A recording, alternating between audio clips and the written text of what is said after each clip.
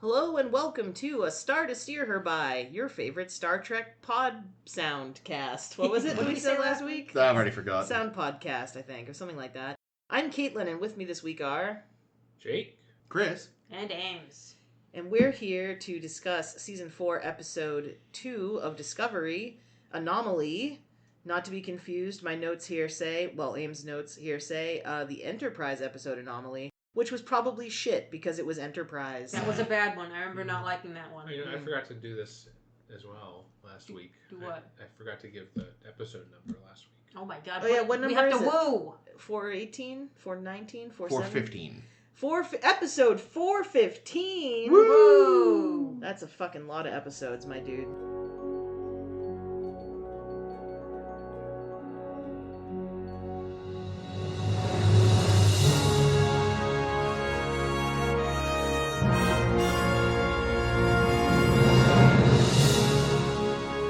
So, Anomaly. It's funny because I feel like a ton really happens. It was focused. Yeah. I'll give it credit for that. So basically, what destroyed Kwejian was this anomaly, and it's moving, and the problem is because it seems to just be kind of doing its own thing, it could strike any time and destroy another planet and fuck up another space station, and who knows. So the only way for us to fight this thing is, first of all, we need to combine our powers of friendship. So the Federation is getting together, and fucking Navarre is coming to help. Around. I like her. And the Kwejian probably would have been happy to help, but womp womp. But we're all going to work together to get this thing, and the first way for us to figure out about this anomaly is we got to understand the anomaly, so we got to get data. And unfortunately, the only way to get data, my friends, is, guess what? Get real close to it. Which is bad, because if you get real close to it, it fucks your shit up. But we're going to get real close to it anyway. But what if we have a shape-shifting ship? Well, that might help, but only if the pilot isn't grieving and hallucinating. We have no one like that. His nephew. So much like the first episode, the Kobayashi Maru was like a test of Michael, this one feels like a test of Book. Right? And I don't know if that's going to be a theme for the whole season, but for now, it's at least a pattern or a trend. And if we get one more, maybe it'll be a pattern. We'll see what happens. But basically, we want to go into it, but if we do, it could totally destroy the Enterprise, I almost said, the Discovery. And Book's like, okay, but like my ship is like light enough to go in and not get fucked up for science reasons. And they're like, yes, that makes perfect sense. Well, we'll send in Detmer and I don't remember who else. Detmer and Stamets. And Book's like, well, you should send me because I can fly my own ship. I'll bring Grudge. And Michael's like, but you're so sad. I mean, are you sure you're ready for this? And Book's like, fuck you, I'll go if I want because I'm mad about Kwejian. And Michael's like, oh dear. And he does go, him and Stamets. And of course we have some Stamets awkwardness, which I didn't really understand where this awkwardness was coming from. We'll talk about it. We'll get into it, because I think that's a big element to discuss. But we managed to break through our awkwardness by, like, partnering up and sharing our grief and sharing experiences with the mycelial network, and so that's great. And meanwhile, Gray is picking out a new body, which, again, like, it just seems like weird timing. It's like, oh, well, the ship is being torn apart. Because it turns out we think we're in a safe zone with the anomaly, but we're not. So we're getting fucked up too. Yeah, and then Gray's in the create a sim page being like, blue hair. Is that not before they get there, or I don't remember. I don't really remember either. It seems like whatever. It was good. I liked it. Because I liked that we got into the transition thing. We got to see woke Trek. We got to see what pissed off the fucking bigots and morons and small-minded assholes this week. So good for us. And we get out alive and we save the day. But we fundamentally changed the anomaly somehow, and its direction has gone somewhere else. Mm-hmm. I don't think we changed the anomaly. I think the anomaly was capable of change. Our understanding of the anomaly. I think what we're figuring out is that the anomaly isn't exactly following the laws of physics. It's another mystery box season. It is not ballistic. It may not be an anomaly. It may be a thing. It may be a malicious force. So yeah, I think people after season 1 were thinking like, oh cool, an anomaly, a science thing, and now it's like, nope, it's a mystery box. It's yet another mystery box. Yeah. But they did science at it for an episode, so that was nice. Yeah. I'll say, like, normal, like, Jesus God, there were various places in my notes where I just wrote down, like, I have no idea what's going on because the science makes no sense, and what the fuck does that mean, and shit like that. But in the moments where I was able to not pay attention and turn my brain entirely off, the character moments were very, very good. Mm-hmm. Yep. That's the key. That is. Yeah. And they're pretty good at it. You know what I mean? Like, I feel like they're good at this. You should not have to turn your brain off and ignore the science that makes no sense for a show to be good. Nope, it's totally fine. I'd say one of my favorite character moments, the interaction between two characters in this film, episode, was there was a moment on the bridge when they were trying to figure out how to get Bookship out of the anomaly. Mm. And Bryce comes up with this great idea. Bryce had a line. Holy shit! Bryce like saves the day. Who is this man? And he's like, hey, I was like a big kite surfer back on wherever I came from. And, we need to create there's a periodic wave of energy through the anomaly that we can ride out like a wave. And I was like, that's a great idea. And then Detmer responds. I don't even remember what she said. But the way that the character delivered the line... I want you to go back if you can and go watch that scene if you can find it. We'll get a timestamp. Oh, I want to see it. And like the way she delivers the line is like the cattiest, like I don't know. It's just like it's like Mean Girls style. It's like oh, but we could do this. Oh, you were really into kite surfing, eh? Oh, I think Oh, you're a virgin, huh? I think it was about the fact that Book doesn't have navigational sensors, so he couldn't... But it wasn't like her... It was the way it was, was the way it was delivered was just so wrong. We had to rewind it and rewatch it because I'm like, why does she... Like, I just think that the actress did something weird with it and it just came off... Well, it's because really bitchy. It's because in the last episode, she and Owo were like... I can do it if she can get us close enough. Is this close enough for you? Or is that this episode? That was that was the last. Right? It's funny. I meant to bring that up. I talked about all the goofy fun times and forgot to bring that shit up. So did I, because I remember saying at the time, because we talked once about the fact that, like, it seems so random that people ship her and Owo, because, like, what, they sit next to each other? They have lots of meaningful glances. That one scene, though, that interaction was like, oh, they are fucking. Okay, never mind, I get it now. But yeah, Detmer has upped her sass quotient, apparently. Do you guys want to rewatch the scene? Yeah, because I don't know what you're talking about. Wow, Ames did it. Ames fucking done did it. Get the volume thing out of the way so I can hit the play button. There it goes. He won't be able to gauge the right angle. I mean, I kind of see what you're saying, but I feel I'm a little underwhelmed. No. Sorry. I think so much of it is, like, it's such a techno-babbly line. It's so... There's no way to deliver that line. Yeah, it's just you do feel like she snapped after it, maybe, though, you know? I don't know. I think it's also just the face she makes when she's saying it. She does kind of have a shit face It's on her face, it's a shit-eating grin. It's a shit-eating It's grin. an apple-eating grin. My question is, because with that scene, my first... I liked my apple joke, and y'all can fuck I off. giggled. It's a good joke. I like it. Sorry, I missed it. I apologize. Oh, shitty. I just understood what you said. Yes, that is good. Yes, we eat our own shit. Yes. The joke was fun. Hooray, my Sorry, joke! I was like... My joke! I heard but didn't understand. Which is like how you have to watch Discovery. My first thought, though, with that scene was I would give money. Like, I would bet that was originally Owo, and then they were like, we can't have her yet another convenient background thing. Give it to one of the others. It feels like it's like, okay, we have a trait that a character needs to have. Who doesn't have one yet? This one! Literally all of us. Bryce is a kite surfer. Which one of you is Nilsson? No one knows. Nilsson had like a line or two, I think. She did. Did One she? or two. I don't remember. Or was that last week? I don't remember. remember. She said a few things. She has spoken on screen. Is this the blonde girl? Yeah. Yeah, she spoke in the first episode for sure. I think she has now spoken more as Nilsson than she ever did as Ariam. Well, most of Ariam's lines were boom, boom, boom, I thought you were going to say more than Mayweather, which is probably also true. Probably also true. Poor Mayweather. But no, I actually kind of like that they're giving more screen time to sort of the bridge crew actors. I feel like they're getting a little more to do than they have in the past. They still won't get a ton, but no, they're a little more on par with Walter and TOS now. With Chekhov? Oh, I don't think with Chekhov. I would think with like Ensign Gates from TNG. Okay, yeah, I'll give you that one. I was gonna say, Or Leslie. Leslie's probably a better example. well, but Leslie, I think, literally had one line in his entire. He was mostly just there silently, but we know his name.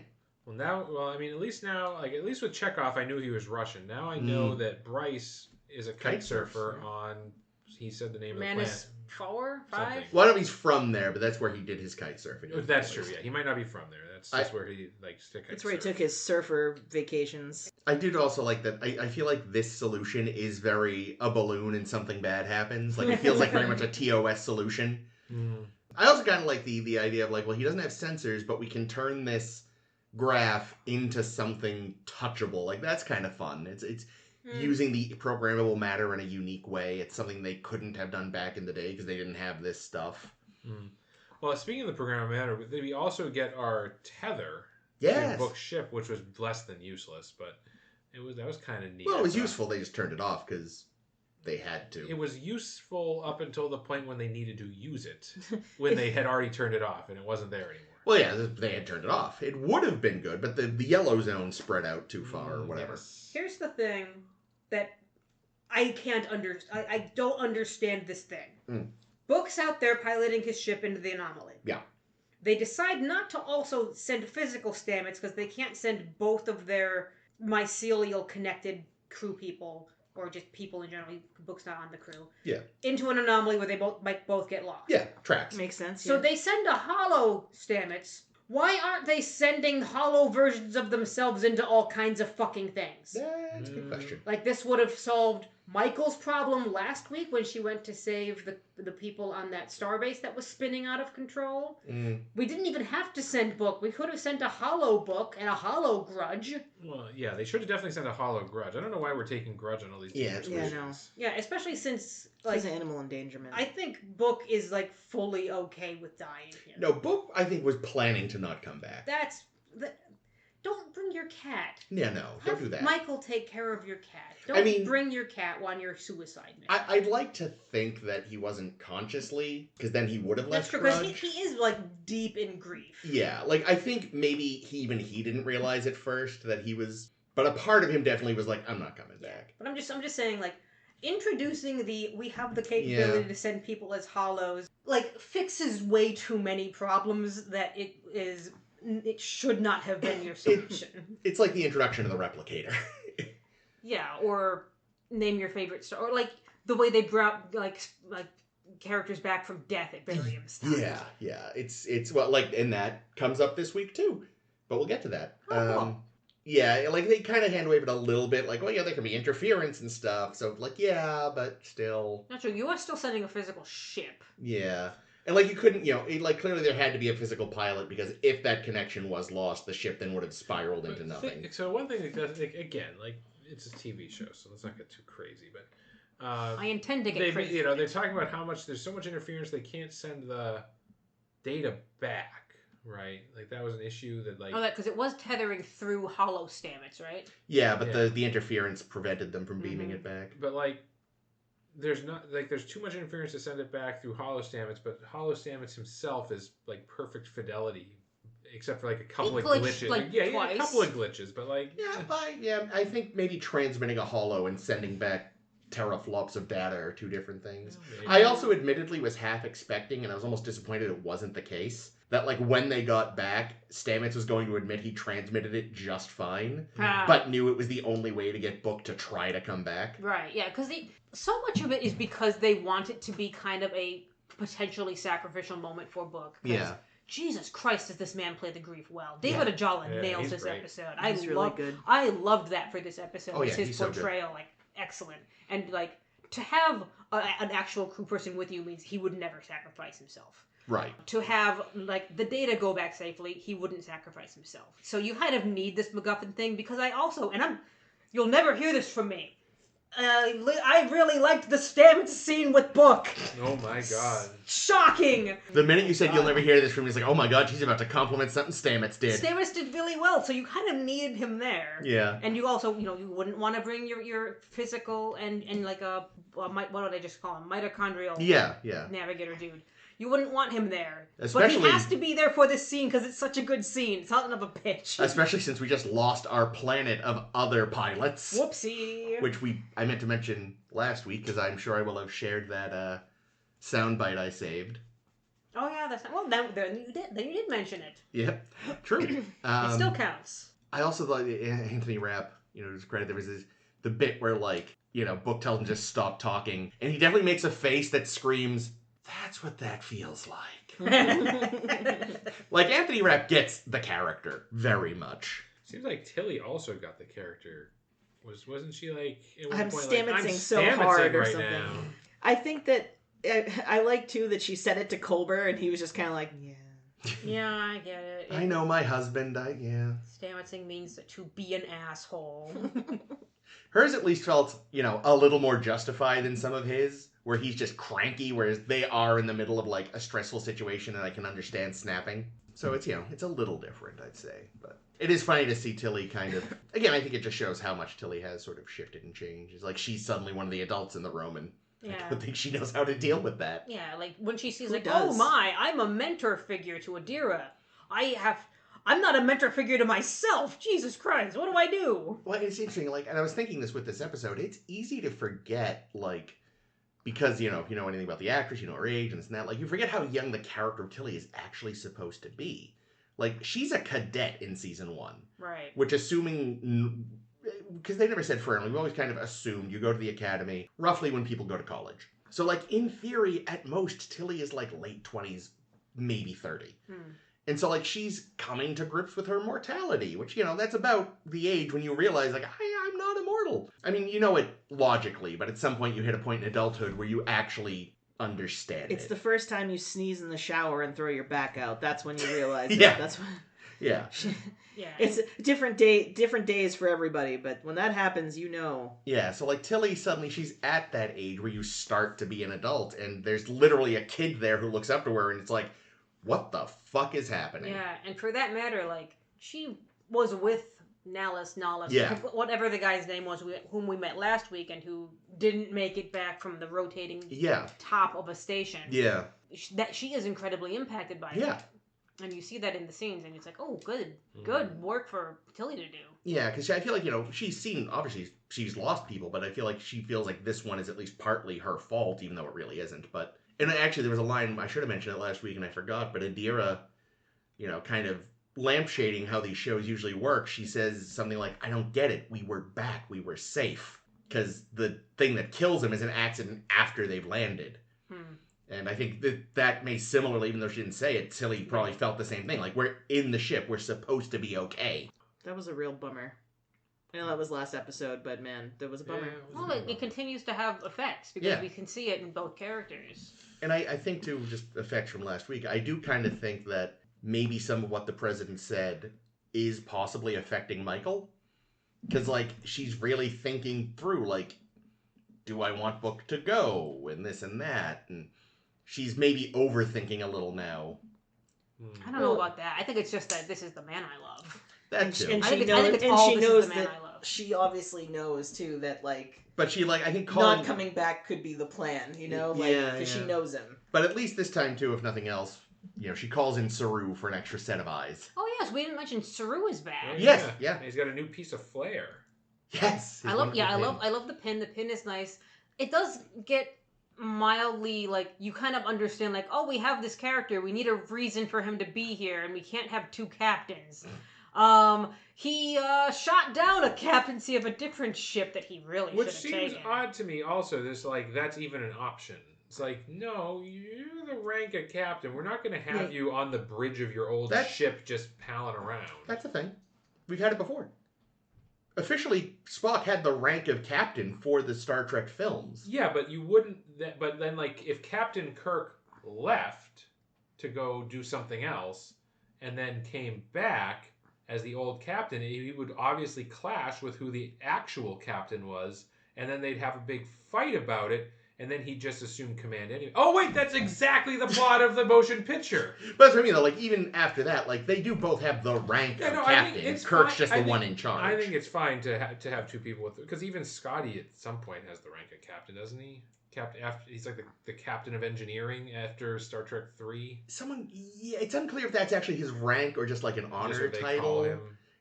And I know, like, yeah, when he shows up in TNG, they call him Captain Scott. But I think again, that's more of an honorific. It's a little vague. Yeah. Well, anywho, I don't know. It just seems weird to me that Saru, especially at a time when Starfleet probably doesn't have a lot of good people, that they would just like let him hang out on Discovery and not really have an actual job.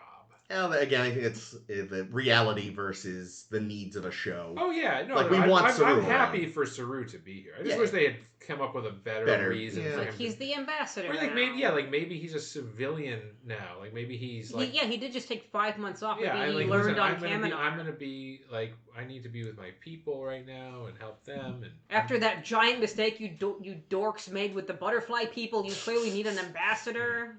But also because like another thing that irritates me, if you remember, if going back to Battle of Binary Stars, what was Saru's job on the Shenzhou? He was the science officer, if you all recall. That's right, he was, yeah. Burnham was the first officer. He was the science officer, and then he was the first officer on Discovery under Lorca. So it irked me just a little bit that they're having all this science discussion in this episode when they're talking about how to get them out of all the technobabble stuff. So much technobabble. Like Saru is probably the most qualified person in this room to be making some of these calls. So. Yeah. Although we never did know what his field was. Yeah, everyone on the show is a scientist. In Star Trek, science officer is all science. They did, I guess, kind of forget he'd been a science officer at some point. You're right. Oh, but tangentially related to Saru, so fucking stupid. He suddenly doesn't know what Mount Everest is. Oh, that was all the so Earth annoying. And human shit he has known throughout his life. Mount Everest is something that somehow passed him by. Okay, here's a headcanon. By the 22nd century, another mountain becomes taller than Everest, so then everybody forgets what Everest was. Everest got leveled during World War III. There you go. Something like that was like Khan's thing. He's like, listen, we're gonna lop off the top of Everest. K2 is the tallest now, bitches. Someone had their evil base there and it got exploded. It was Dr. Noah. Oh wait, was he in Everest? What? Was he in Everest? Was he in Everest? Was Was that where his base was in the episode? Oh, it was. It was supposed to be Mount Everest where his base was? I thought it was supposed to be Mount Everest because if he flooded the planet, it would be the tallest place, so he would not be under the water. Wow, I made that reference without even meaning to. Thank you, Ames. Yeah. One thing I thought that kind of confused you from it, like, when they first get to the anomaly and they're all staring, like, at the screen, like, oh my god. And then they just cut to this blue field and it's like, I don't get it. Yeah, I was the same way. I was like, what? Why is this? Excuse me. It's one of the moments where it's like, I wouldn't understand the science even if they tried to explain it, but also it's like, why is this significant? You haven't told us why this is significant. You forgot to technobabble. I don't want technobabble. I want someone in layman's terms to tell me why we care. Yeah, no, but that was the problem. It's like, there was nothing, though. There was a visual that, to us as the audience, was just like they're all making these faces, so I'm expecting, like, something that is obvious even to a viewer that is, like, a problem, but it's just this blue field, and it's like, excuse me, what? Oh, getting back to the Saru thing real quick, because I just found this in my notes. He comes on and he asks, Burnham, okay, I'd be your first officer if you want. Do we not currently have a first officer? Apparently not. Is Saru bumping Reese back down the list? I don't know if Reese was ever the first officer. He's the one that took control of the ship when Michael wasn't on board. But that can just be like, you have the con sort of thing. Yeah, but it usually goes, more often than not, if you're not taking the first officer with you, it's... Yeah, but wasn't there because last season there was a whole hullabaloo about who was going to be Saru's... Yeah, but it was Tilly. They named... I know, right, but if you don't name... Like, maybe Burnham just hadn't named... In 5 months? I don't know. Everyone knows that, on paper it's Reese, but really it's Book. I just assumed it was Tilly, but the reason why Reese was put in charge is because Tilly was already off the ship. So Reese might be the second officer. So if anyone, I think, I didn't think because that. Tilly was the first officer Yeah. when Saru was captain, I just assumed she'd still be the first officer after Burnham took over, unless Burnham specifically fired her ass. She'd never. They're best friends. No. Yeah, that's what I'm saying. She's like, So I fucking have to live with her. I don't need. Yeah, I've just assumed that it's been Tilly this whole time, and Saru just bumped her back down. Yeah, Rude. and Saru is bumping Tilly. See, I don't feel like Saru would do that. I don't feel like Saru would walk on and say, I want to be your first officer, fuck whoever's job it currently is. Yeah. That doesn't seem like the guy We to could be me. co-first officers. Tilly could be the first officer. Co-captains, co-first officers. Co-friend officers. Aww. Well, that's why I think it would have been cooler if Saru was retired from Starfleet to be the ambassador to Kaminar, but now is coming out of retirement as a civilian advisor. I wonder if fans would feel let down, because he was very fun to watch as captain in season whatever the last one we just watched was. 3. To say nope, he is something else now, it would feel like, oh, but we liked when we saw that. I don't know why, but I keep thinking of that fucking scene in Insurrection. Mr. Wolf, what the hell are you doing here? And then we don't find out. Yeah. Yeah, Saru is just here for reasons. Yeah, I don't know. Yeah. Mr. Saru, what the hell are you doing here? I just wish they contract. had dumped Saru to begin with. You know? They should have just kept him as the captain the whole time. But then we couldn't have all the conflict that Captain Burnham. Yeah, I think they really wanted to build to Captain Burnham. Yeah. And I feel like they thought that they had built to that, but had to basically sacrifice their current captain to make it happen. Yeah, I think obviously the plan had always been to build to Captain Burnham, and I think maybe part of it is I feel like they realized people really responded to Saru. Yeah. I think his character got much bigger than they had initially planned because they realized people responded to him. And then they wrote themselves into this awkward corner of oh, we promoted Saru. Fuck. Shit. Friend captains. Yeah. Co-friend captains. Friend pins. It doesn't work. He's got his friend pin on his shirt. Yeah, I love the pin, and I love later when you just see him absently stroking the pin. Yeah. And I don't think anyone even comments on it. I think he just does it, and you see aw. He also looks fucking great in the red uniform. Mm-hmm. So that's the one reason it's okay, yes, I don't want him to just be an ambassador because I want him in that uniform. Yeah. He looks real good. And I'm pretty sure, too, I think in future, when we see him in a dress uniform, they put him in the same one Michael was in last week. Oh, do they? He gets, I think. And I feel like that also works very nicely for him. Yeah, he's just so long. Yeah, and I think his trousers in this uniform are a little tighter than the old one. Because he seems... when he's taller? He's packing. Jesus Christ. But he's are you taller? It's I think it's the pants. I think his pants are tighter because it does make him look longer. That should be a different cut. Yeah. Oh. I've noticed with this show, too, because they brought back... It's been there since the off, but, they brought back the TOS-style bridge pings. Oh, yeah, But I've noticed they love using one during a dramatic pause. Whenever there's a dramatic pause on the bridge, there's a... It's you guys love that. You don't do it every time. You're overdoing it on the bongs. Give it a rest.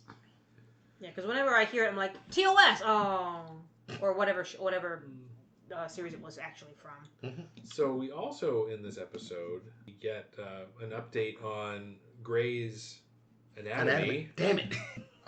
I get it, and I'm sad. Yeah, this was what I was referring to earlier, where they had to kind of... There's no way... They spoiled it, so... We find out that apparently you can swap a brain into a Sungbot, but, we don't want to just kill death, so it doesn't work that often. Shrug. Yeah, it's very rare that it works, but yeah... It only works if you have plot I definitely got a minor injury myself. Boner. From rolling my eyes when they were kept talking about the Picard, the connection. Picard. Oh my god! Well, they named Sung 1.5 million times, and I'm just like, can't there be a fucking series of Star Trek that doesn't have Sungs all over it? Yeah. It has been 900 fuck me years. There has to have been someone else who came along that was better at cybernetics. We're gonna meet the cyberneticist that built the body, and it's gonna be just gonna be Spiner. It's always Spiner. When you're embracing that kind of a running gag, it's stupid. I find it dumb. It's look, I love Brent Spiner, but for God's sake, stop it. So here's an interesting thing, though, I thought about this body, because Gray's real only complaint about the new body is that there's going to be a mole on the hand that Gray had in life.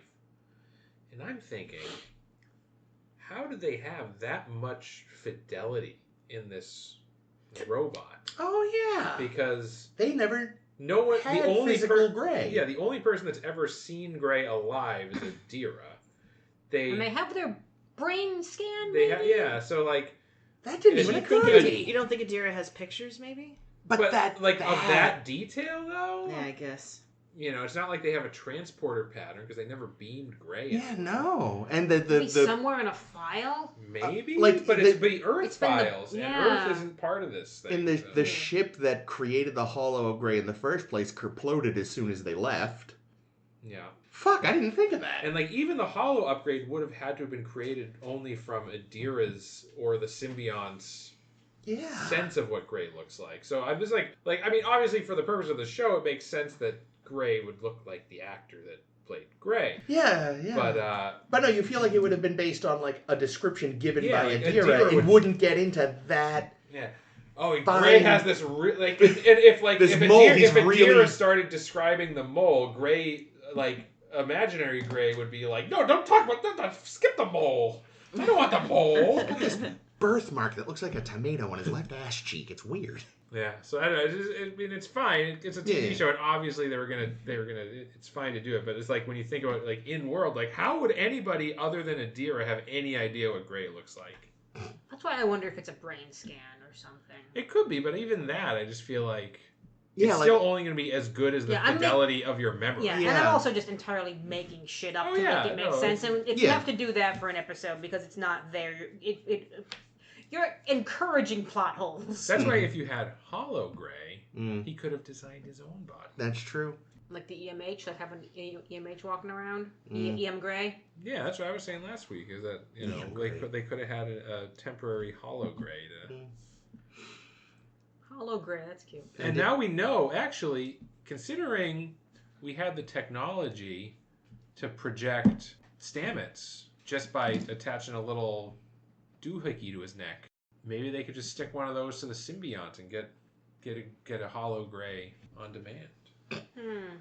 Maybe they did, and they looked at the hologram and said, "That's what we're gonna make the body look like. See that mole? Make sure you get the mole. That's what will make the body look like a weird worm thing." How did they even get the symbiont into Adira? That's what I said. Adira doesn't have a pouch. So my theory on this about the symbionts in general is that the humanoid trills evolved that pouch to accept the symbionts because where were they going before that? They were burrowing their ways into like city eels. Exactly. Or like parasites. Or reverse chest bursters. That's what I was thinking of. Because I think that the symbionts are a parasite that needs to infect a host, needs to integrate with a host, and that the humanoid trills were just getting attacked by these things, and the ones that most of the time the humanoids would die from having a worm burrow into them, but the ones that survived over millennia and hundreds of thousands of years evolved a pouch so that they wouldn't die during the joining. Ooh.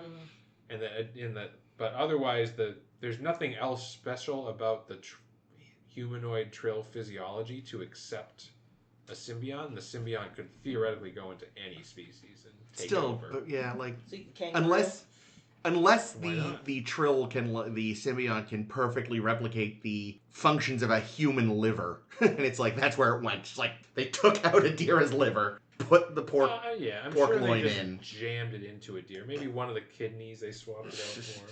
Just kind of squeezed it in. It's kind of wrapped up in the intestines. Yeah, the insides, it's all malleable in there. Yeah, just squish it. Shove it to a side. Yeah. You don't need all that intestine. Look, you have 2 lungs for a reason. Just take one out. Yeah. Never thought about that. Deeply unpleasant. But yeah. It does track for the trill. They are kind of idiots. Yeah. And they change series by series, so why not? Yeah. Well, and also just not to plug the game again. I was wondering if you're going to plug the game I'll again. plug the game again, because I Because plugged it Jake was last talking about what game last week. There's actually a character in Resurgence who is an unjoined Trill. And she's got feelings about joining. Mm.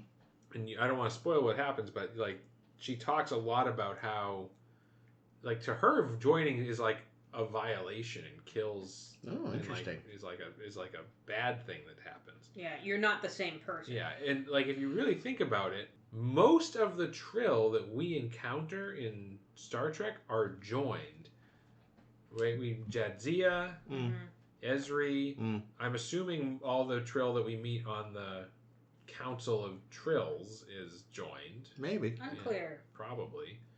I mean, it does feel like either way, all the ones we've met either are or at least think it's a great thing. Yeah, but makes me wonder, like, is that the symbiont talking, or is that the person whose life was stolen? Yeah, that's a good question. I mean, certainly, like, Ezri hadn't been planning on joining, but Was willing to go through with it. Yeah. Didn't say, fucking no. like, I'm willing to bet just culturally they're such that most Trill, even ones that don't intend to join or try to or whatever, think of it as a good thing. That's just joiner propaganda. But that's like, and they're probably the people that run the damn government. Mm-hmm. You know, I feel like this character, with their point of view, is probably a rare thing on Trill. That's interesting. I like that. Here's the thing I want to complain about. The fucking random, oh no, the gravity on the bridge is off. Everyone float around randomly. Here's the that was thing. dumb. Once, fine. They all should have then buckled in.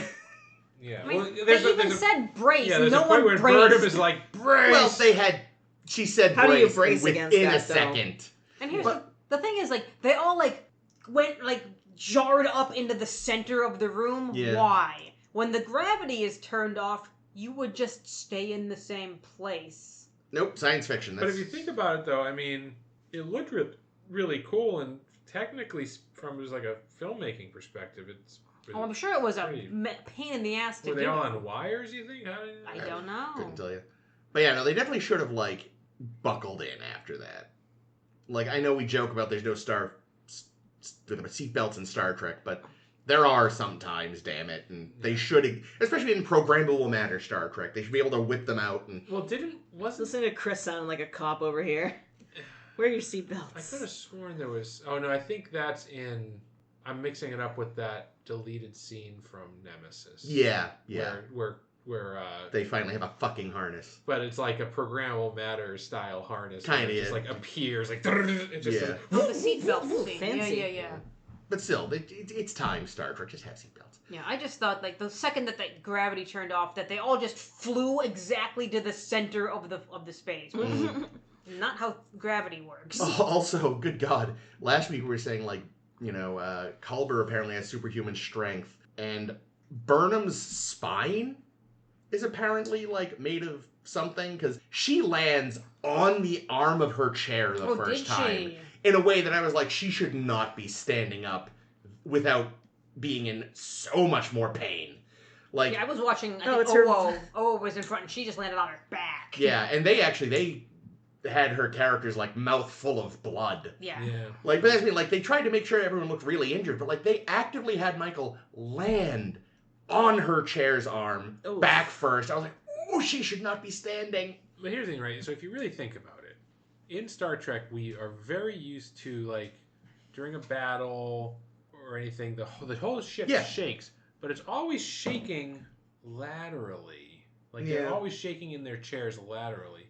It Hmm. never shakes like this. Up Because and you would down. think that there should be times when they would probably... Yeah. Or even Maybe- on the Z-axis, we don't see an awful That's what I'm lot. saying, like... Or is it Z up and down? Which Yeah. is the one that's deep and far? I don't know what they call that. Yeah. one. I thought that was Is Z. that not Z? Y is up and down. X is I left think, and I guess, right. it, I mean, Z it is... depends on your perspective. I think of Z as... Well, he's right. Jake. He's right. It does depend. but, But like, in, generally speaking, when you're talking about We're drawing a diagram here. this here is X, this here is Y, Yeah. So it would be the and Y then Z, I axis. guess, is this thing. Yeah, Yeah, so so I'm Z- thinking the Z.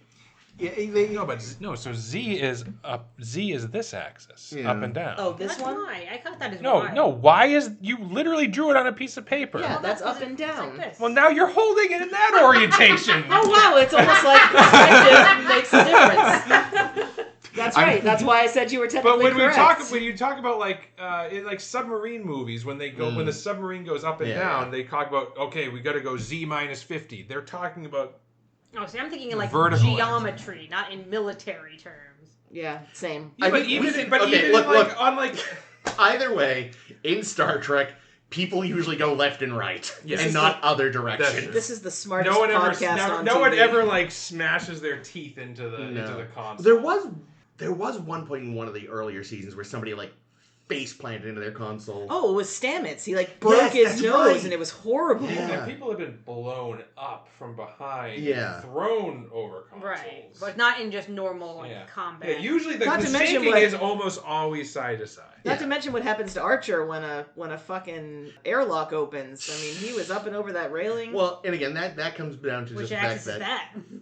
since the 60s, it was just they would tell the actors shake, and then they would wobble the camera. Like, that's the reason.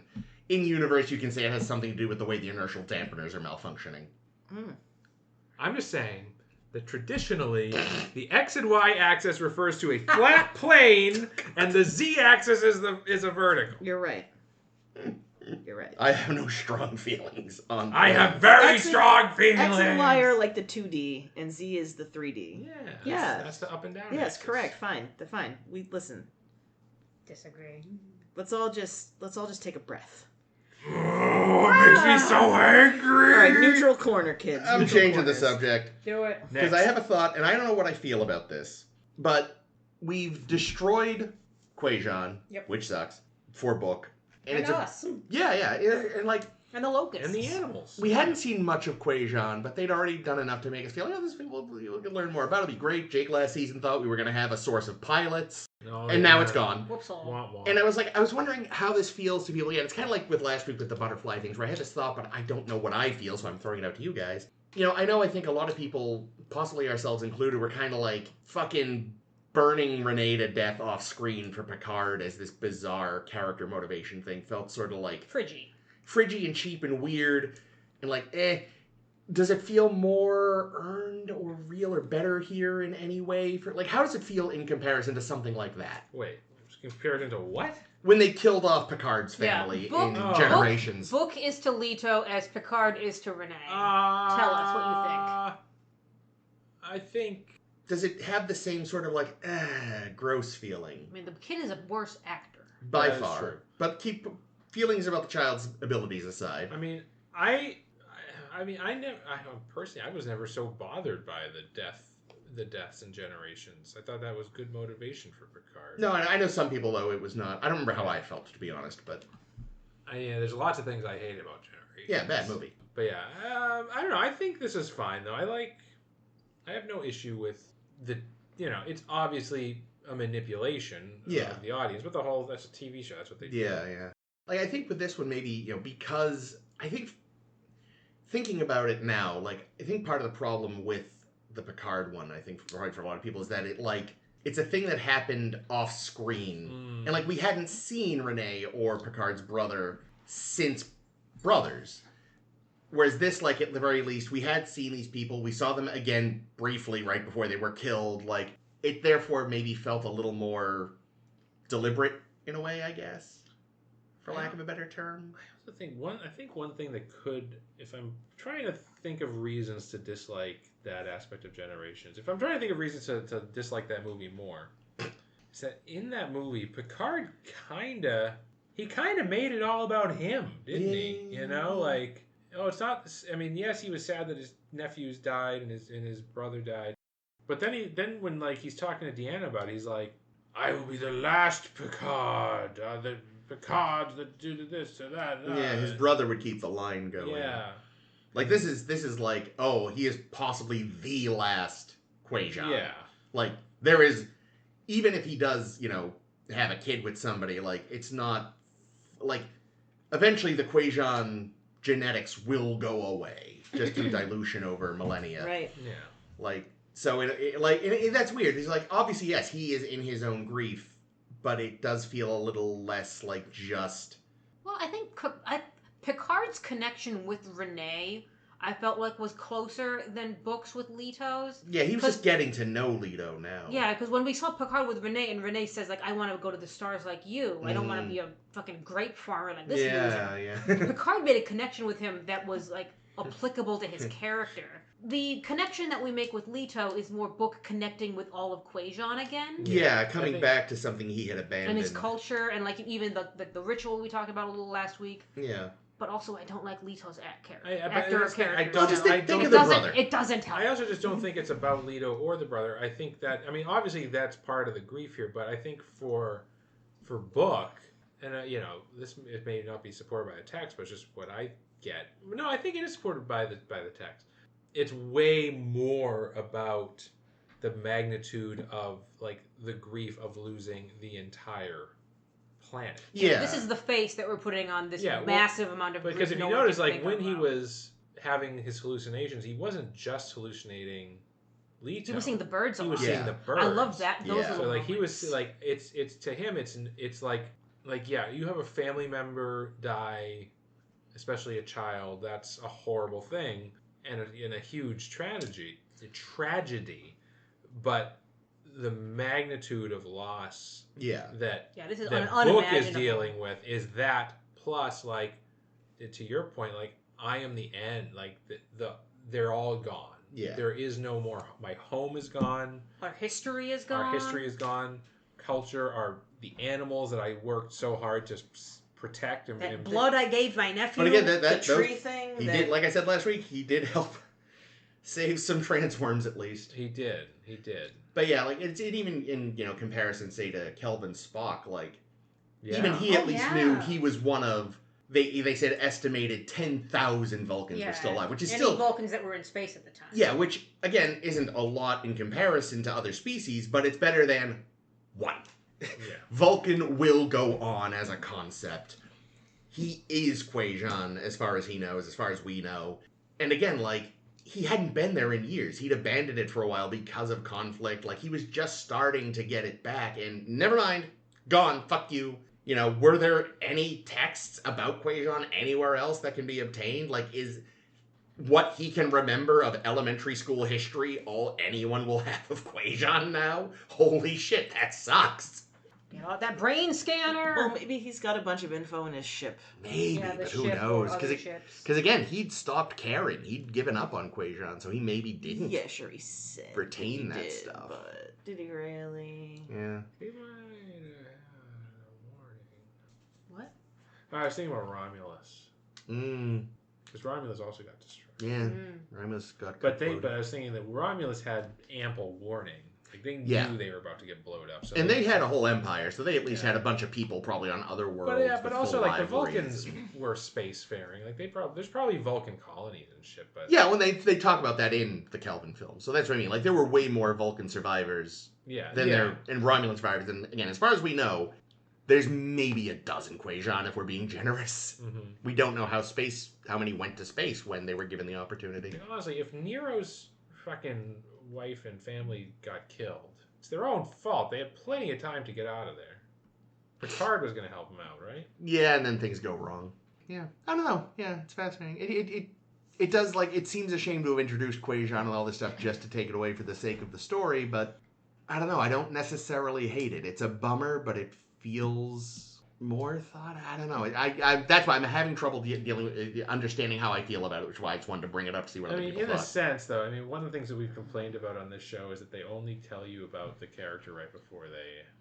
The character of this planet. No, well, that's what I mean. It's like it's kind of like, okay, we visited Kwejian one time in season 1 or season 3, and we got the the battle. Yeah. And then we haven't paid any real attention to it again, and then it's like, oh, we're going to introduce it in an episode. We're gonna show how important it is to Book and the kid and everything, and then we're just gonna. Yeah. It feels very much like the Irium backstory. And yet, I still feel like they gave more attention to that whole planet than they did her. True. And I care more about Kwejian than Nan. Oh God, Nan. Kwejian. Me being fair, I care more about Landry than Non, because there's at least something amusing about how stupid every Landry is. Well, and Non at least gets to live to death. Yeah. Live to death?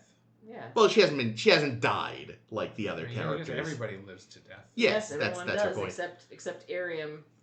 Who died to death. Yes, Yeah. got spaced to death. Speaking They do pay some lip service to Michael having blown Stamets out an you're airlock. So close.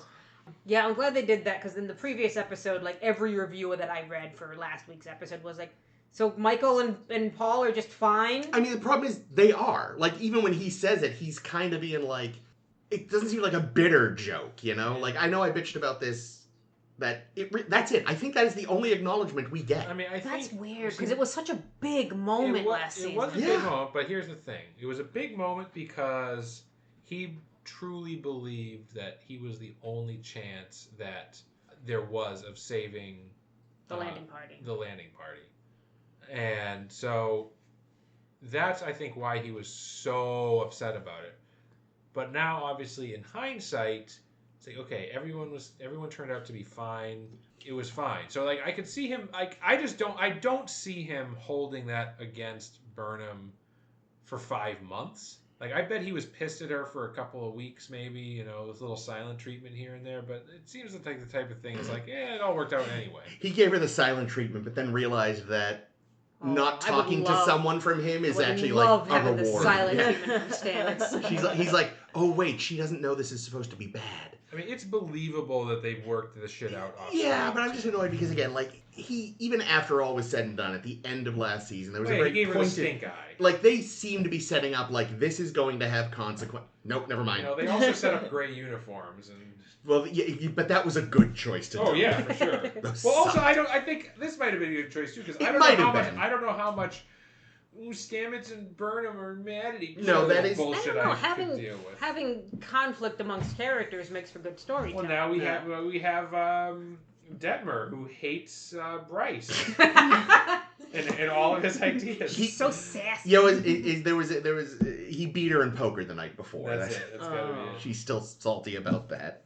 Yeah, but to have even like a line, if you wanted to like show that it was a big deal, to even have a line that was like, you don't want me to give you the silent treatment for another 5 months, do you? Or what have you? Or even like the fact that he can kind of make a joke about it now says like, okay, at some point there was a conversation or something.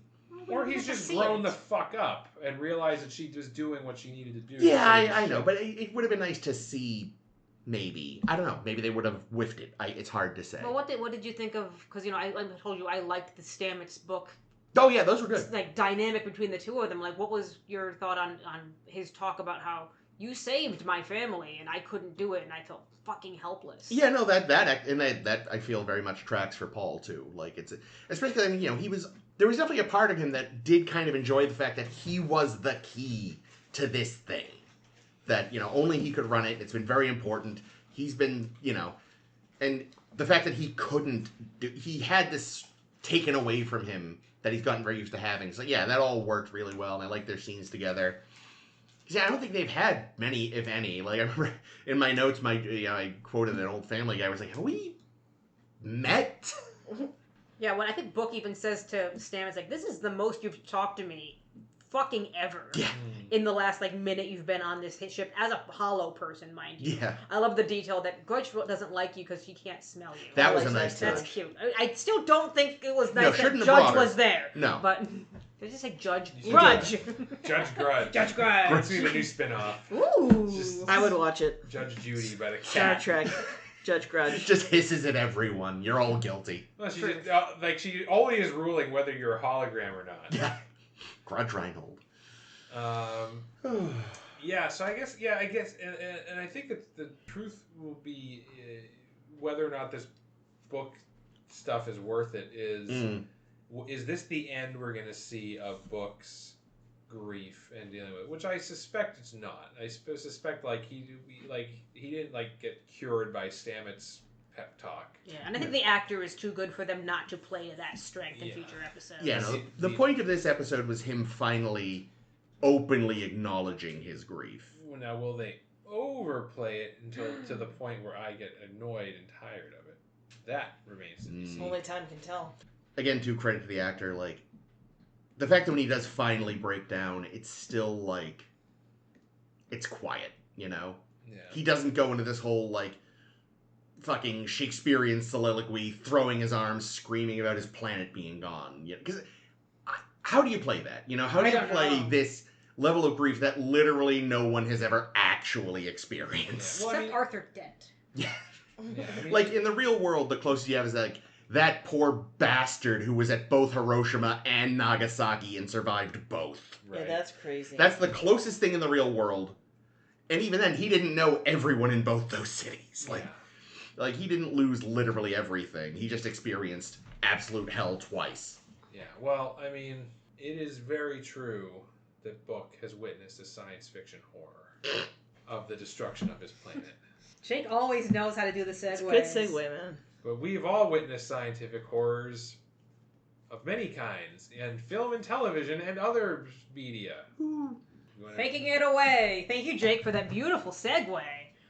So y'all are following us over on the blog at tumblr.thing, where we are covering various science fiction genres, and this week's, in honor of spooky season. Spooky. Some of my favorite stuff is sci-fi horror, or specifically horror that is science fiction for this season, because there's some really good and really twisty shit.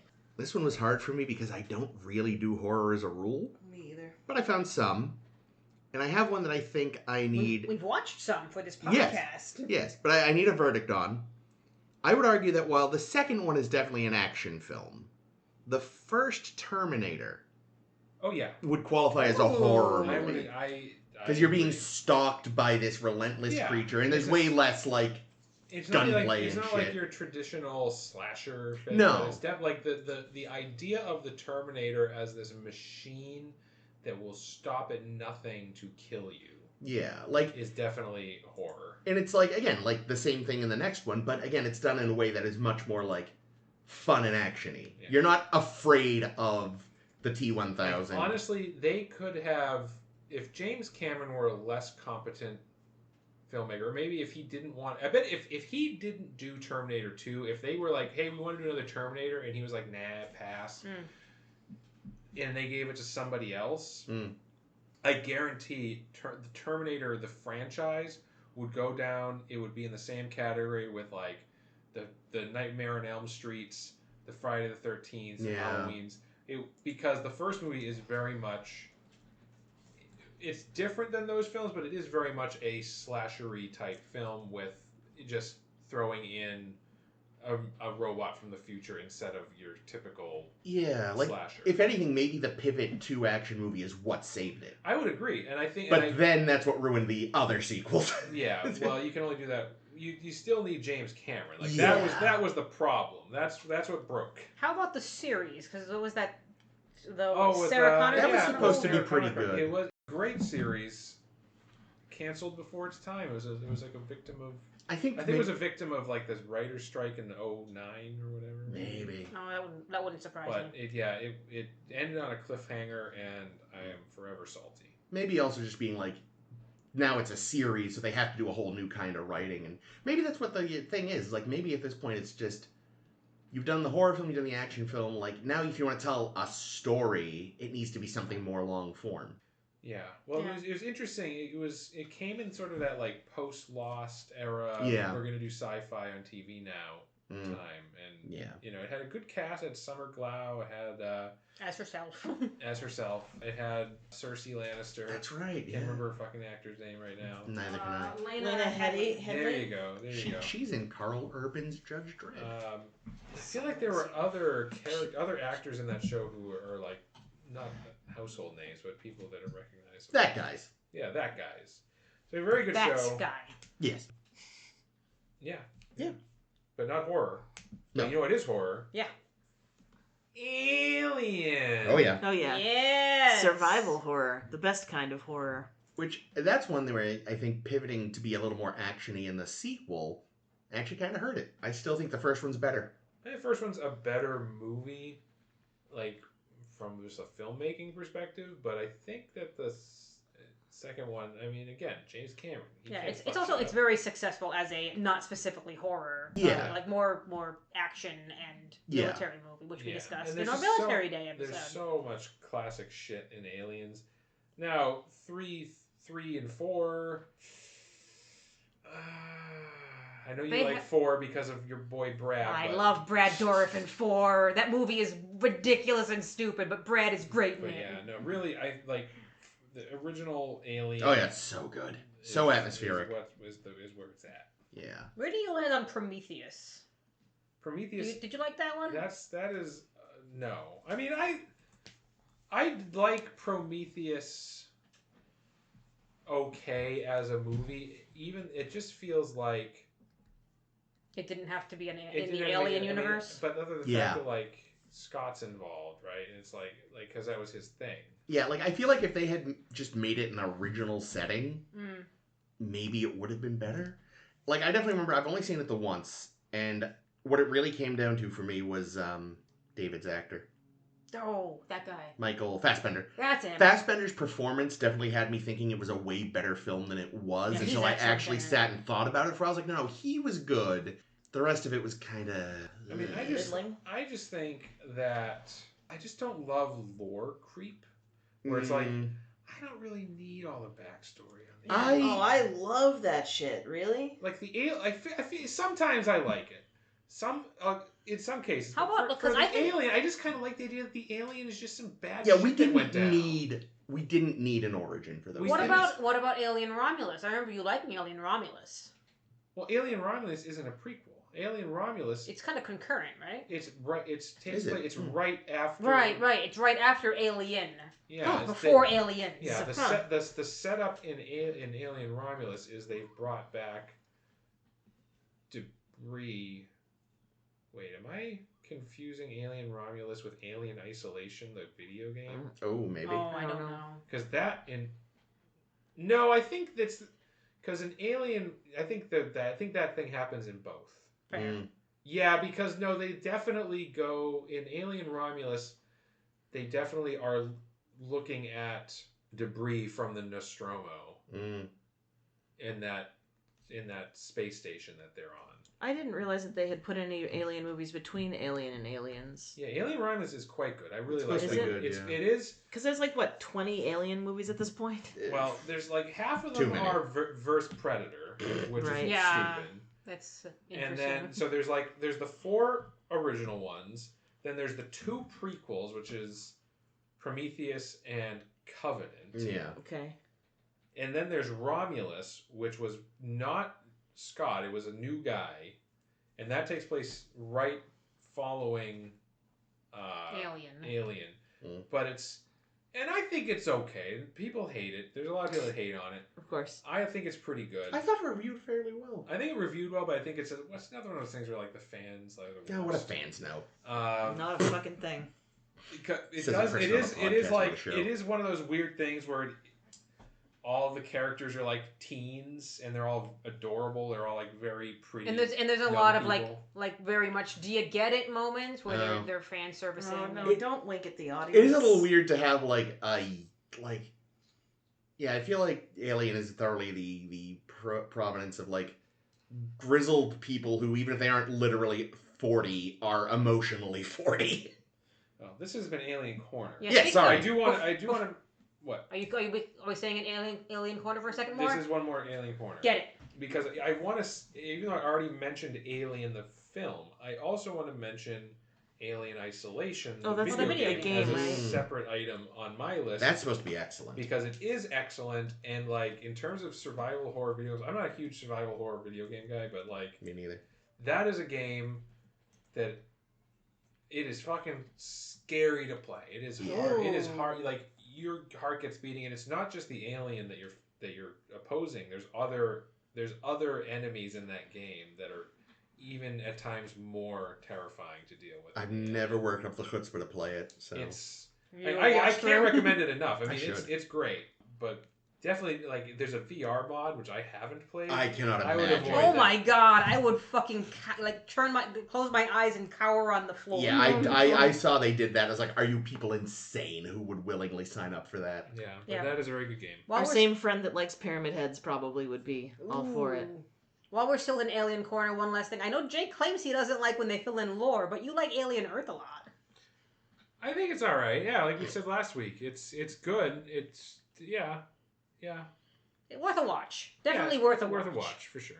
Really fun monsters, as we mentioned last week. Yeah, a lot of good monsters. Anything else? Yeah. Nope, that was it. Only Alien. Alien and You got it? Alien was one that I was going to mention. Ah. I don't watch, like, outside of Star Trek and, like, Doctor Who and a couple of other things, I don't watch a ton of sci-fi. Well, we also know you're afraid of the Anyway. dark, so... And Terrified of the Dark. The Yeah, bugs. that's true. Well, the thing is, like, I thought of a video game, but it's not remotely sci-fi. It's just kind of horror-y. What? It's called Kudelka. You look like you thought I was going to say something that you... I thought you were going to say Resident Evil, which is Yeah, definitely Resident sci-fi. Resident Evil is definitely sci-fi. Yeah, it's true. You love that Resident Evil. I do love Resident Evil, but I talked about Resident Evil last week. But Yeah, Resident that's Evil is great because it's all a man-made, virus thing, and Yeah, well, all the zombies are like you said, they were attempts to make bioweapons. yeah, they're meant to be bioweapons, and it kind of like spins off into a whole weird fucking thing. Eventually, like a couple games in, it gets really fucking weird. Like I like the original 3 to 4 to 5 games, like because there's like a Resident Evil 0, which is fine, but everything that happens in and around Raccoon City, I like. That's my niche. But yeah, and Terrified of Zombies, Big Pussy, etc.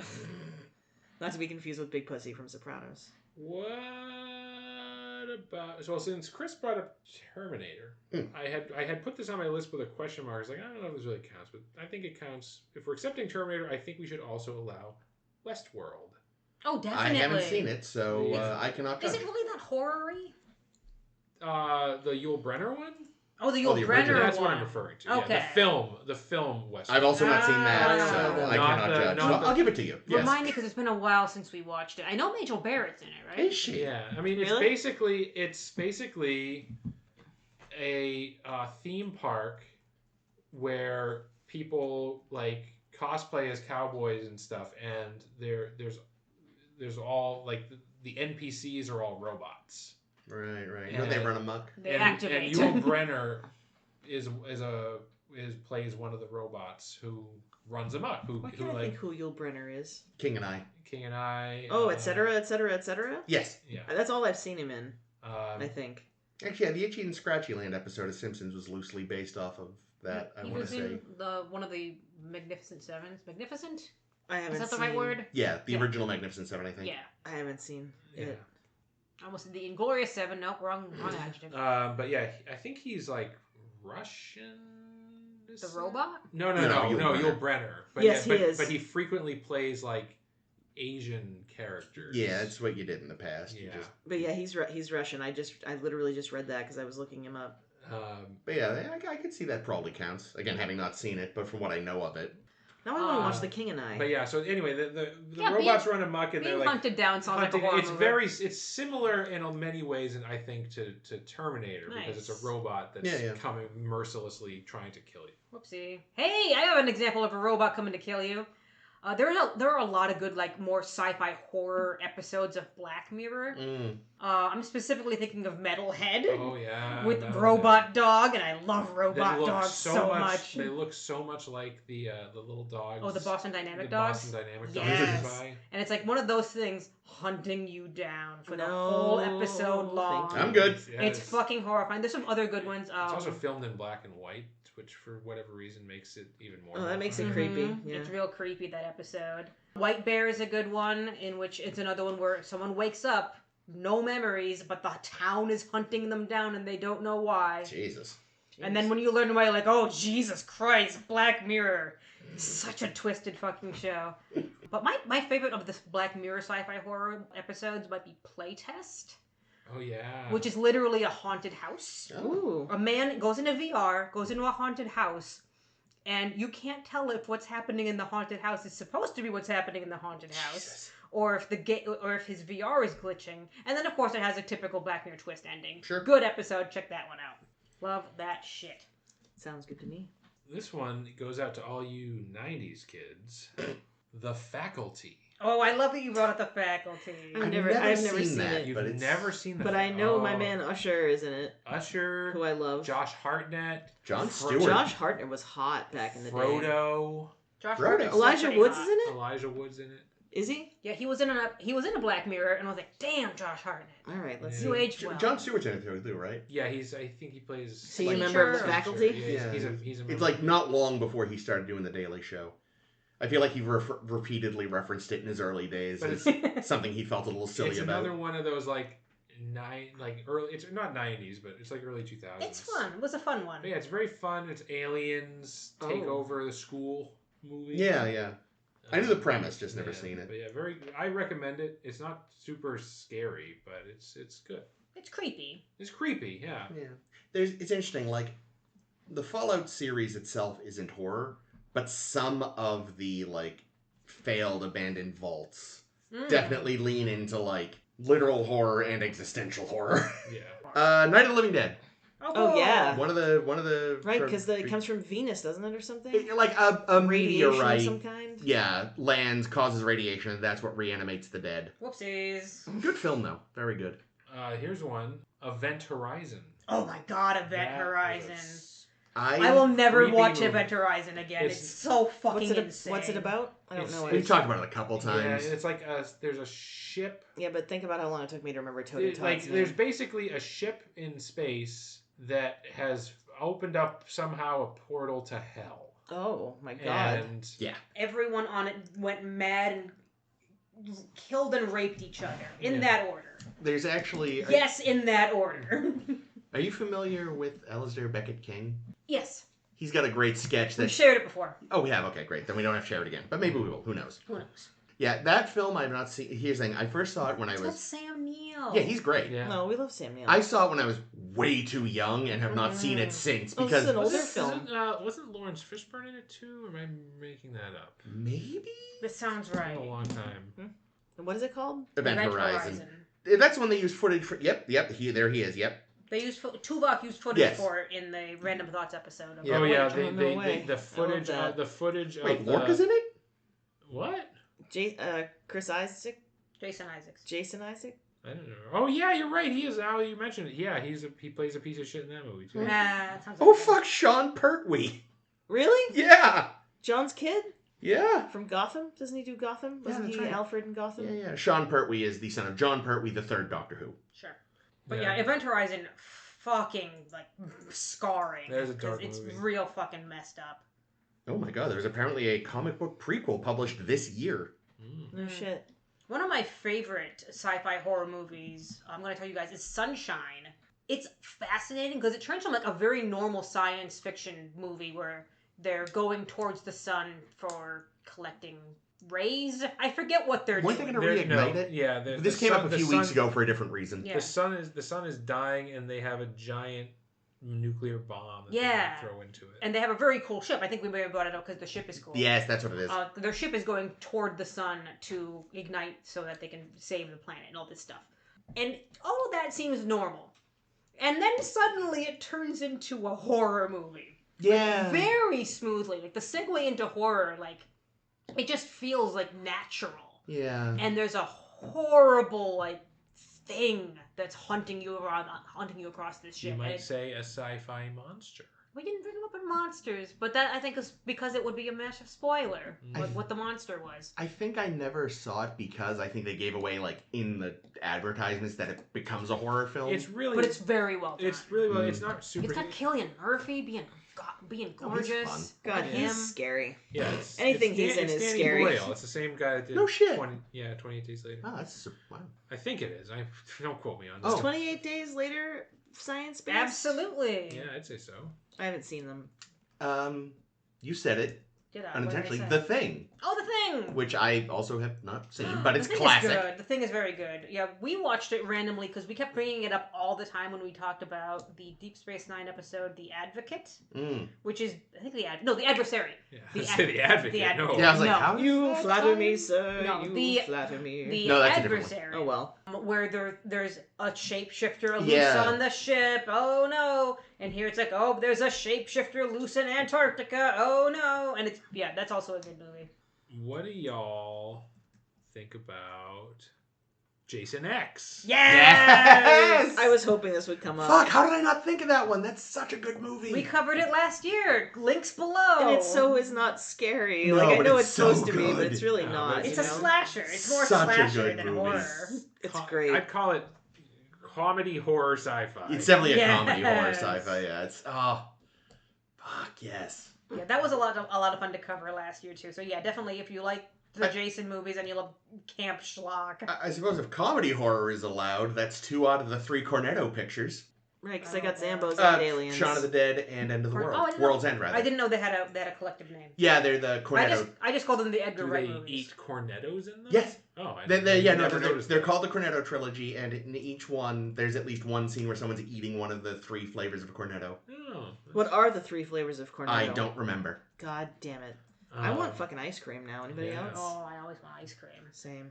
Pretty much. I'm shocked Ames has not brought this one up yet. It's probably on my list. Which one? Let me guess which one you might think it's going to be. I'll tell you which one it's going to No, tell me, because I'm just. Otherwise, I'll change this topic. be. It's going to be Pitch Black. Oh, it is Pitch Black. yeah. I'm glad you bring up Pitch Black. You That's never know literally. what, I still have to see that. I literally had that on my list. I wanted to bring it up because I want to cover it for the podcast one of these days. We should. That's a great movie. It's another one that starts off sci-fi and then oh no, not Vince Vaughn. What's his fucking name? Vin Diesel. Oh no. Vince Vaughn. Yeah, Vince Vaughn. Vince Picturing Vince Vaughn Diesel. in like the role of Riddick is. Yeah. I'm Oh loving it. no, That's Vin hilarious. Diesel has gotten out I and don't he's a know, murderer. But Vince Vaughn was like kind of hot and young and thin once, you know? Yeah, but I still don't picture him as like a Vin Diesel. I mean, Vin Diesel, like, I believe Vin Diesel could kill me. I don't know if Vince Vaughn could. But yeah, love Pitch Black. Definitely a great movie. I'm glad. But yeah, similar to Think what of we were it. saying with Alien, that like the sequels, Pivot. like Pitch Black is a horror movie because it's a monster movie. Yeah. Mhm. But they are not. The third one is more monster movie. Is it? I Doesn't Yeah. the second honestly one go don't super space opera, though? remember. Yes. Yeah, the second one has all this like world building out of It's got, nowhere. It's got Dame Judi Dench, right? Carl Urban. Carl Urban Oh. and Dame Judi Dench, both in it. Yeah. Carl It's- Urban. It's good, but it's an entirely different genre. Of Yeah, movie. yeah. But then the third one is basically okay. So the first one, if the first one is the monsters only come out in the dark, the third one is the monsters only come out in the rain. See, I don't remember. I have to rewatch those. We should I don't- rewatch them. I don't They're remember the really third one. fun. See, when you were saying, I bet Ames is going to bring up. I have a whole list of things that you could have said, and I'm going to say out of those various things, Lovecraft County is fucking excellent. Oh, yeah, I've heard good things. Yeah, check it out. Like, there's some really like fascinating science fiction in there. There's some really great horror. There's some great places where the two mix. It's really good stuff. And it's good, like, taking a fully, like, different twist on Lovecraft stuff. Because, you know, I've also got Lovecraft on this list. Some really good Lovecraft stuff. And I know last week I talked about a couple stories that I like. And the one I'm going to plug this week is the one Caitlin mentioned last week, From Beyond, with our favorite Crawford Tillinghast. Yeah. I've actually never seen I guess there is a Jeffrey Combs From Beyond. What? Really? I've not What? seen it because I'm a Why- fool. we should- Let's watch it! Let's watch it. But yeah, From Beyond, the basic is Crawford Tillinghast, crazy mad scientist, has created a device that allows you to see stuff on other wavelengths that's terrifying. And when you see the things, it's just full of monsters. It's kind of They Live. We gotta watch. I would love to watch that. Yeah, That I sounds think we great. should find that and check it out. This does. I'm like stressing so hard to think of anything. Okay, so when I was a little kid, I'm not a pussy, by the way, but when I was a little kid, Evidence dictates otherwise. I know. I had this. I had a Sesame Street book, and in the Sesame Street book, Ernie goes and watches like a really creepy sci-fi film, and he then has horrible nightmares about like being abducted, I believe, by aliens, and that scared the shit out of me as a child. So I don't remember what it's called, but I'm gonna go ahead and put that in there because what a great book, and it was terrifying.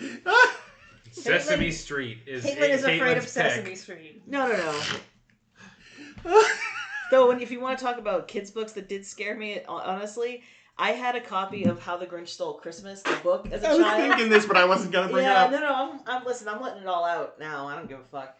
And so I have this thing where, like, if the eyes are weird in any, Chris is nodding. He knows. If the eyes are weird in any science fiction, horror, anything, like Supernatural, when the demons get all black, hate that. You had like two Gary pupils or something. Don't like that. Gary Mitchell and his fucking aluminum foil eyeballs. And that's the don't problem, of course, that. is like It's so everything. much sci-fi. The sign that something has gone wrong is eyes go funny. Or like blood red pupils all of a Yep. sudden. That shit is ugh. And I think this started because when I was a kid, I had How the Grinch Stole Christmas as a book. And on the front of the book, like, I don't know if you've ever read the book. I don't think I have. So it is black, white, and some green and some red are like the only colors that are used in the whole very minimalist book. And his eyes on the cover are fucking bright red. Ooh. And it horrified me so much so that I made my parents take it out of my bedroom. I was like, this needs to live somewhere else. And it lived behind their door to their room because I literally could not have it in the room. Well, I've told you about this motherfucker before. What is that I from? don't fucking like think that I've at told all. you You guys have, but what's it from? Oh, that's from Ghostbusters, This is right? the boogeyman from Real Ghostbusters with his scrotum chin. Yeah, I don't Yikes. like that. one bit. And I had a Viewmaster slide. Oh You my remember god, Viewmaster? yes. Of Ghostbusters, And and if that guy popped up in a Viewmaster, this guy that's popped fucking That would up be in a horrifying. upsetting. Viewmaster, and that was my red-eyed Grinch story. I don't like that. Oof. I'm very sorry. All right.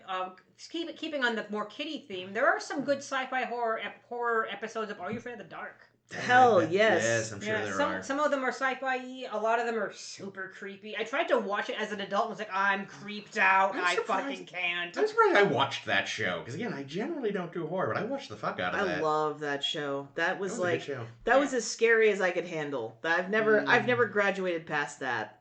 No, Um, But go on, accent Ames. on the dough. Yeah, the one in the like fun house. I remember being fucking horrifying. With the clown, With the fucking smoking clown! clown. Yeah, that Oh thing's my god, yeah. that. Okay, and what's Was funny? that the one with Budnick? I don't remember. Oh, I don't remember. He was either. definitely in one of them. It was a big deal that Budnick was on an episode of. Oh god, and I probably would have known back then because I had such a crush on Budnick. I was like, The ooh, worst taste. he's 11, he's an asshole, and he has a mullet. was he the one for? Oh yeah, he was the kid that was in The bully Terminator. in- The redheaded But he- dick but Oh, face. that's was right, in Terminator yeah, 2. he He was was- the Yes, bully. right. If I had known about that in Terminator 2 when I was a Oh, kid, I would have been boy. all over it. Do you remember the one, speaking of Are You Afraid of the Dark, there was one where they were like, it was like a summer camp, and they were feeding them sponge, and it was That's so... familiar. And it was because, and like, it was so that they could like mind control them at night so that they Oh, were like wow. tending to their alien eggs or some Yeah. shit. Whoa. I only saw that one once, and I could never ever find it again. And I felt the same way about the clown one. Like, I feel like the Nosferatu one, where the fucking vampire comes out of the fucking movie, out of the, like, the you know, the fucking movie theater screen. I feel like that was on all the time. But the clown one that scared the fuck out of me, and this weird egg one where it's like, you're gonna have your sponge, I'll eat your sponge. They probably weren't English. Weird. The Tale of the Hatching. Yeah. And apparently it's spelled as Punge. The what? That's not usual tail. Sponge. It's spelled with a U instead of an O. Oh, gross. Well, anyway, that one freaked me out, and I would argue that that is science fiction. Oh, Nice. Yeah, for sure. Definitely horror. Jake was trying to say a thing. Yes. Sorry, Jake. I was gonna throw out there the film Species.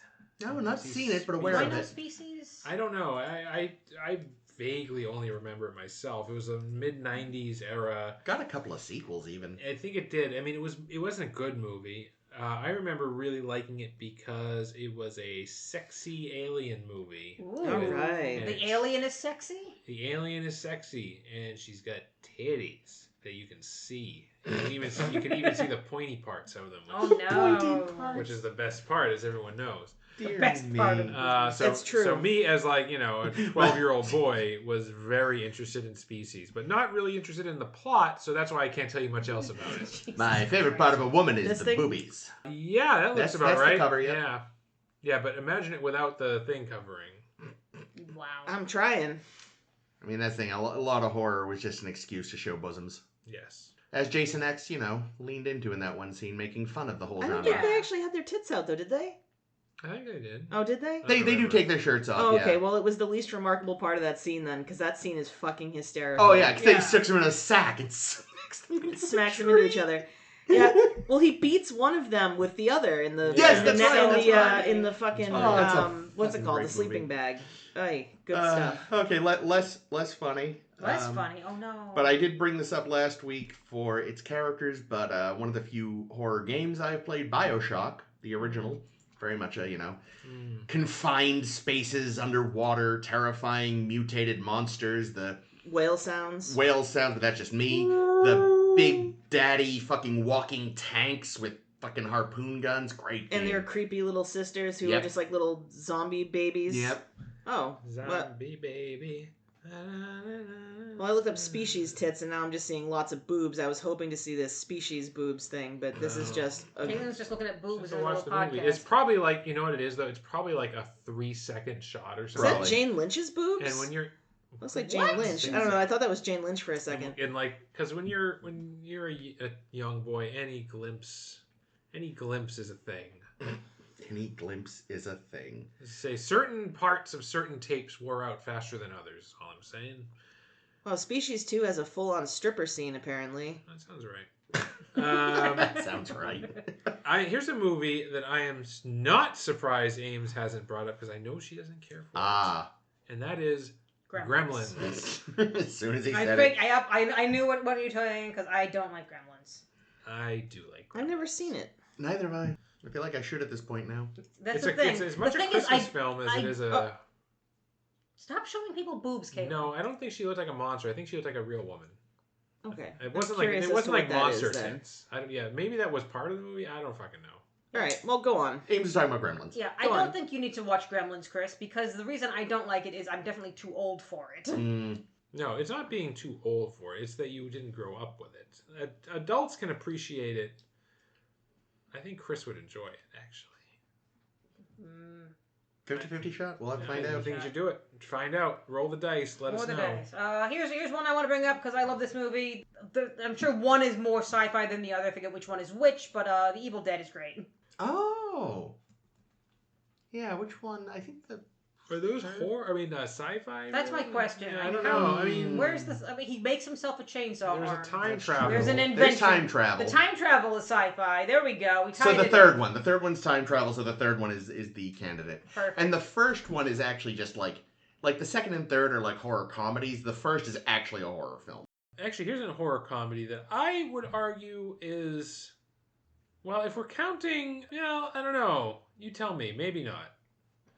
Cabin in the Woods. Ooh. Yeah. Yeah. I haven't seen it. It's good. What's It's it about? It's a satire. It's about a cabin in the woods. Yeah, Yes. Pretty it's much. got Sigourney. Yeah. Oh, I love Sigourney Weaver. But yeah, it's a Okay. deconstruction of like the horror genre, specifically the like haunted cabin type story. The setup is basically that the kid, like the teens that go to a horror cabin and inevitably get murdered by some kind of creature, that it's all a setup. Like they're lured there and it's basically part of some elaborate sacrifice to some sort of... Eldritch god. Yeah, exactly. It's quite clever. And which Eldritch God is it, Ames? Any of them. Because there's different scenarios, and it Yeah. all depends on which scenario you trigger. But No shit. So it's like Betrayal at House on the Hill. Yeah, Yeah, it kind of is. It's because- which omen did you draw there in which room? Well, you all had sex, so Oh, now Oh, what's his name is in it? Jeffrey Combs. Bradley Whitford. Yes, Bradley Whitford. Oh yeah, and he's You don't funny do in it. pretty, Kate. What? It's from Kate and Leopold. It's one of the only good parts of that terrible film. Sure, I believe you. I still have way too many on my list, and I'd like to wrap this up. Yeah, go for it, go for it. All right, Rapid fire. Rapid fire. I want to bring up the movie Life. The movie Life is fucking bizarre. Never even heard of that one. It is about the ISS.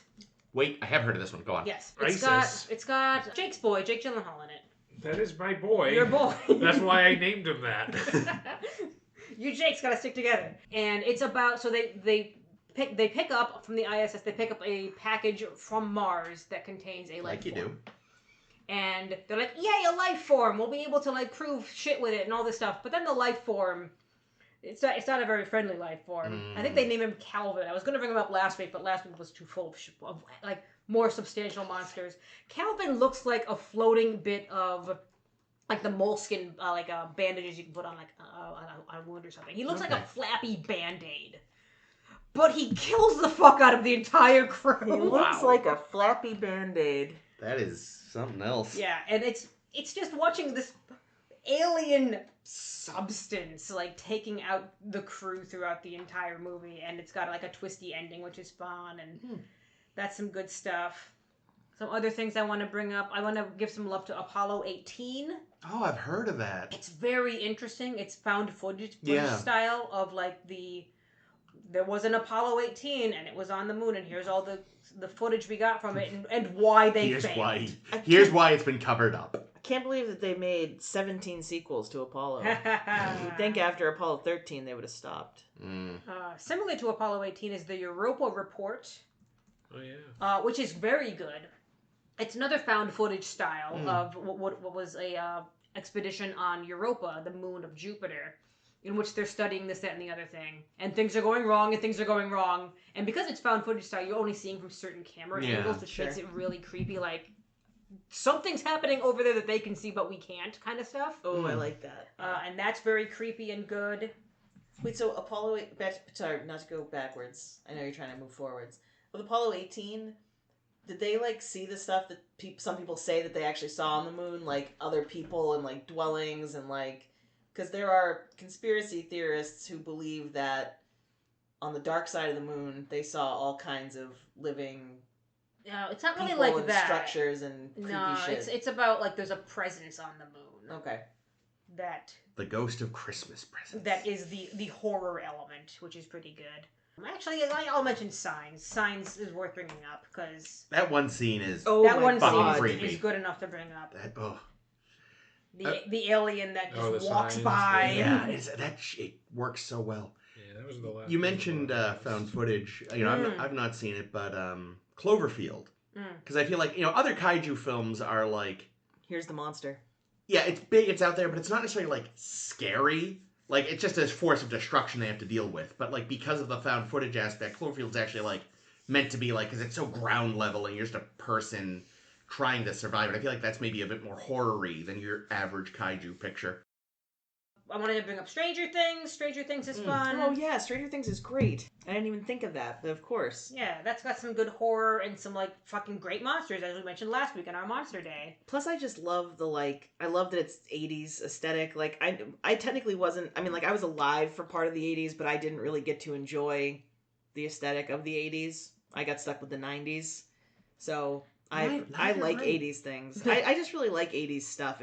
It also, like, harkens back to, like, you know me, like, I really like retro gaming, and I have a nostalgia for that time, even if I didn't, like, live directly through it. Yeah, just terrible hair. It also pulls me back to, like, you know, like, especially Stranger Things, like, my uncle got into Dungeons and Dragons in, like, the, like, late 80s, early 90s, because he's only, like, 10 or 15 years older than me or something like that, so, like, he would be hanging around in high school with his friends around my grandmother's table playing Dungeons and Dragons, and I would come and, like, chill and, like, check it out. And, like, so 80s shit, and especially Stranger Things, makes me, like, nostalgic for that sort of Oh, that's nice.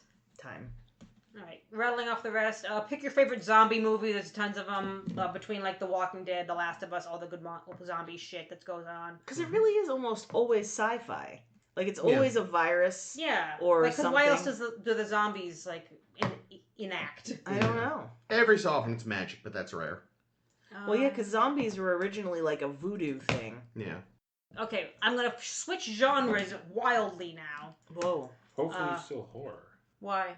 Because isn't that the point? Horror? I mean, switch media. Oh, media. No, medium's alright, yeah. Wildly. I'm going to tell you guys a play, because we talk about plays every so often, and that's the play X by Alistair McDowell. Oh my god. Which is a bonkers fucking play. It takes place on Pluto in a station that's out there where fucking shit happens, and the play goes off the goddamn rails. It's it's good. It's rough. It's scary. And you know, if you happen to see it in the hands of a very talented, you know, theatrical troupe, they would use lights and sounds really well to make it especially creepy. As one does. Okay. Last thing worth bringing up, and this is again a different medium, because why not? And that's podcasts or like radio theater. Night Vale? The same creators as Night Vale. I've actually never listened to Night Vale because it's big enough that I haven't gotten into the substantial amount of time it would take me to listen to all of it. Yeah, there's a lot. I haven't listened to it either, for the record. I just assumed. Yeah, but a shorter series by one of the creators of Night Vale is Alice Isn't Dead, which is very good, very creepy, and just about like there is something going on, and this truck driving lady who's been looking for her wife, who's been presumed dead for years, and is not dead. Wow. One last thing, because I was waiting to see if anyone else would say it. Doctor Who will often lean into horror. It's technically first and foremost a horror thing nowadays. Not often that scary, but sometimes like, nope, that was creepy. No, thank you. Cool.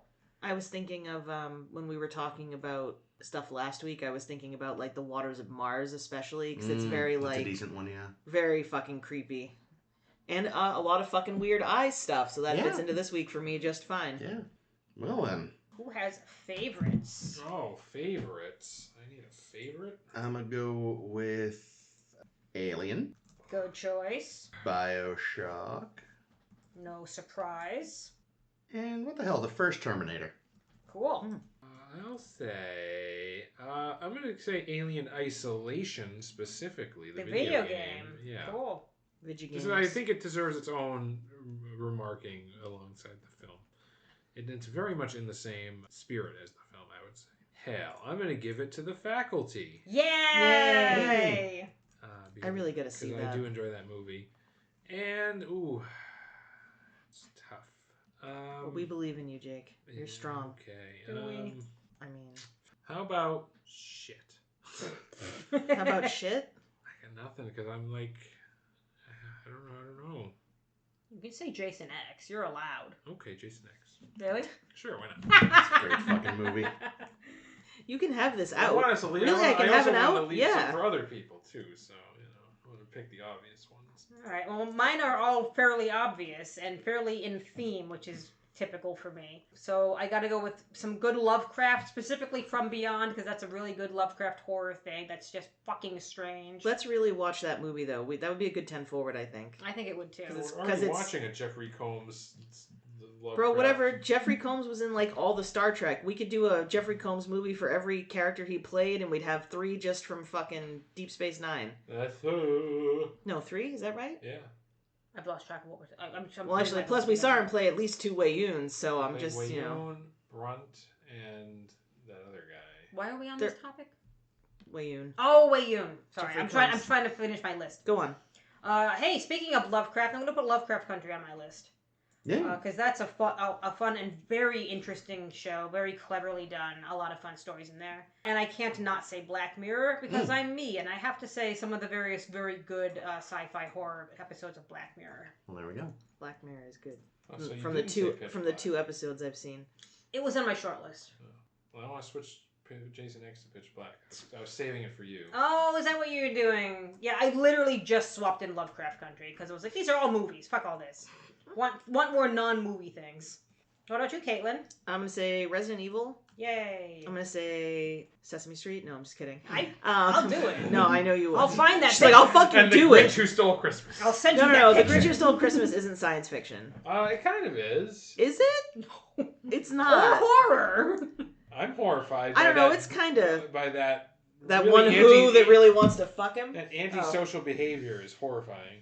What did I say? You said Resident Evil. Resident so far. Evil. I actually would like to say Stranger Things because I really Yay. do like that. And I'm gonna say Are You Afraid of the Dark? Oh, I'm because glad of because I that. love that shit. Yes, this is a great slice. And again, just a lot of nostalgia for like things that were little when I was young when I was young. Or little when I was little. And also, I found apparently you can watch Are You Afraid of the Dark on Amazon Prime, and The Tale of the Hatching is available, and I will be watching it. Oh my God. Apparently that book is called Scared of the Dark. Oh, The that Sesame makes Street sense. story? That's right. In the fucking look, the cover, he looks horrified, doesn't he? I remember it being a certain Show way. us this. I'm glad you could find. Can we get a copy of it? Oh my God, I hope so. eBay that shit. He looks just kind of sad. Oh yeah, to he be doesn't. honest. He doesn't look too bummed It out. doesn't look very scared. I remember him being more scared. Yeah, that's I just feel bad for him. Okay, but look at this thing lingering in the doorway. Oh, that is Let me see the creepy. doorway. It's just a shadow. I mean, but It's creepy though. It is. shut up, Jake. I don't need your fucking. What the hell? I was afraid of a children's cartoon character, okay? So. Yeah, me too. It's true. None of us is exactly the king. Oh, I mean, God, the fucking... Oh, and here's the page where they reveal, like, no, Ernie, it wasn't a monster coming to kill you. It's just some shit stacked in a weird way. It's just Bert trying to kill you. Ernie. Oh. Bert. What a killjoy. Well, I am Okay. chilled to the bone. Shake us out so I can go home and hide under my covers. All right. Well, thank you all for listening to A Star to Steer Her by Star Trek Podcast, episode 140,010. 415. 415, that's what I meant to say. Yeah, so this is great. We had a lot of fun. We talked about some Halloween horror for your Halloween horror season. We will actually be covering some Halloween horror next week. It's not on our list because we haven't watched it yet. That's right. We are not going to do our regularly scheduled program. We have a special holiday 10 forward coming up, so definitely tune in for that. Until then, you can follow us on the Tumblr, SSHB Podcast. You can get us on Blue Sky, SSHB Podcast, Facebook. And you can download our podcast on SoundCloud, on YouTube, on Spotify, and of course Apple Podcasts, and wherever fine podcasts are sold. We'd love to hear from you, so drop us a line and let us know what's going on. Tell us how the weather is where you are. And if you happen to be in the same place we are, we'll already know how the weather is, so don't bother telling us. Why are you emailing me anyway? Fuck off. My name has been Jake. This has been Chris. This has been Spooky Ames. And this is always Caitlin. And are you guys afraid of the dark? Yes. Not anymore. You have a flashlight on you.